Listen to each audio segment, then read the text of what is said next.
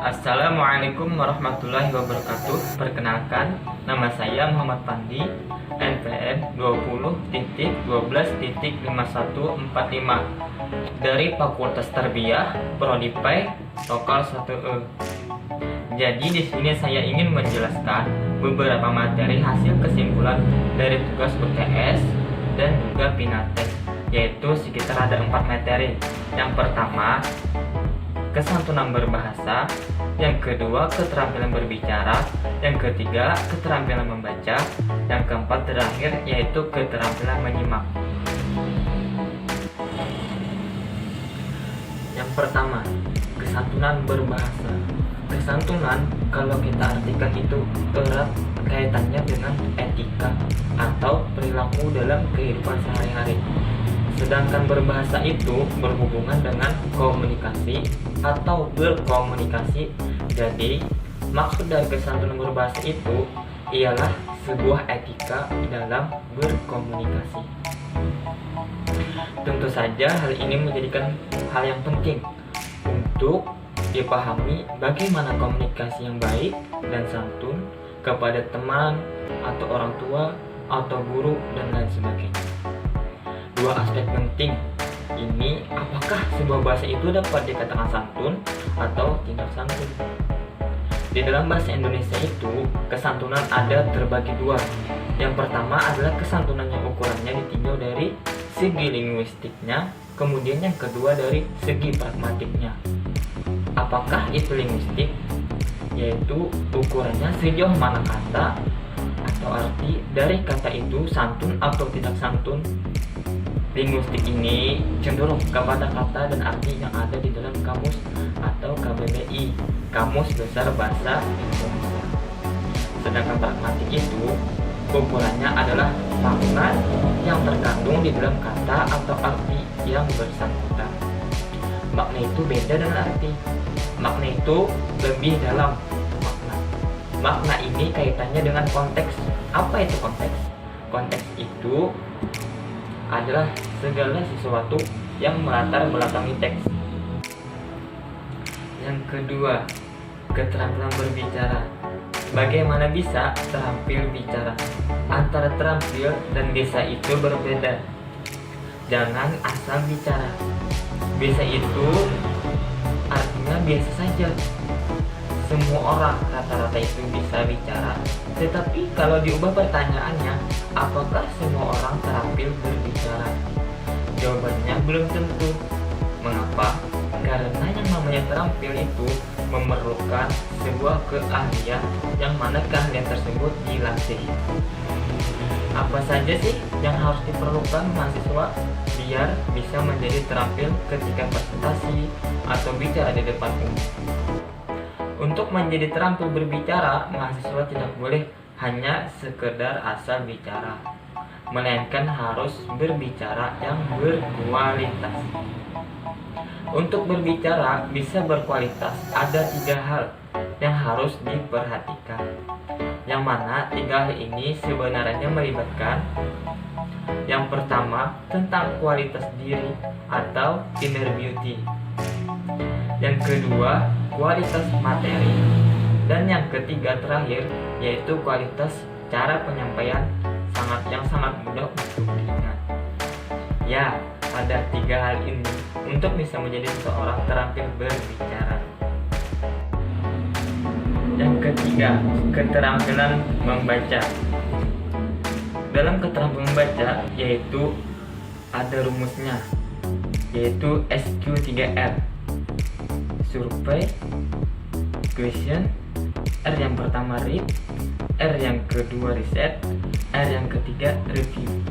Jadi itu singkatan dari SQ3R.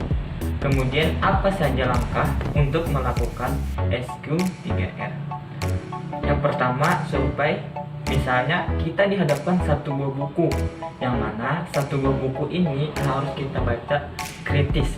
Maka langkah pertama adalah survei untuk mengetahui isi atau gambaran secara umum. Bacaan yang akan kita baca atau buku yang akan kita baca, langkah yang pertama harus dilakukan membaca judul bukunya. Mengapa perlu membaca judul? karena judul ini merupakan tema atau ide dari keseluruhan buku. Tentu saja harus dilakukan membaca judul. Kemudian yang kedua, membaca pendahuluan. Mengapa membaca pendahuluan harus dibaca? Karena di dalam pendahuluan itu ada pendapat si penulis terkait buku yang dia tulis. Bertujuan untuk apakah buku itu ditulis? Nah, biasanya di pendahuluan itu ada dijelaskan. Kemudian yang ketiga, membaca heading yang dicetak tebal, yaitu subjudul yang ada di dalam bacaan.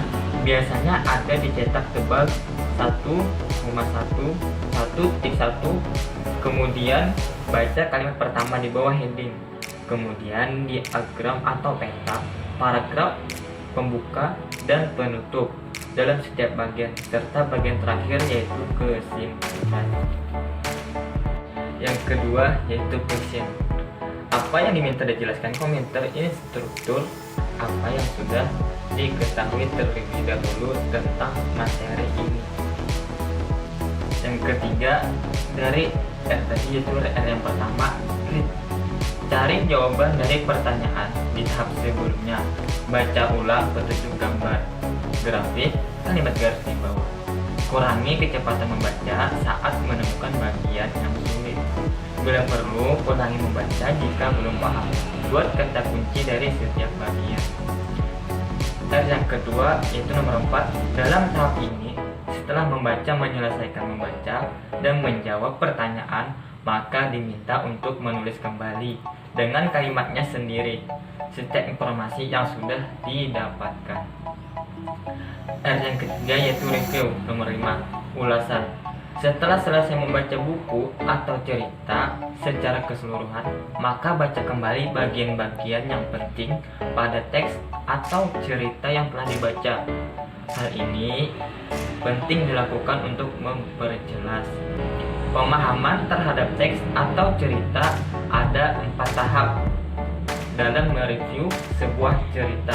Di antaranya, pahami bacaan secara menyeluruh, kumpulkan semua jawaban, kembali lagi untuk memeriksa jawaban.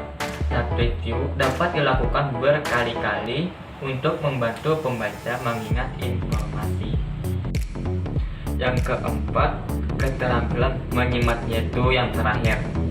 Keterampilan menyimak ini dapat dikatakan sebagai keterampilan sentral dari 4 keterampilan berbahasa. Yang lainnya apa saja yang sudah kita bahas? Berbahasa, membaca dan menulis dengan menjadi seorang penyimak yang baik biasanya akan menjadikan dia sebagai penulis yang baik, akan menjadikan dia sebagai pembaca yang baik, dan akan menjadikan dia juga sebagai pembicara yang baik pula. Karena apa? Karena yang namanya menyimak adalah sebuah kegiatan pikiran. Jadi yang namanya kegiatan pikiran bukan sekedar melihat saja atau mendengar saja. Ada proses berpikir dan ada juga proses menganalisis. Yang mana menganalisisnya ini dari berbagai macam hal seperti simbol kenyataan maupun situasi yang ada pada saat itu kepada objek yang sedang diamati itu.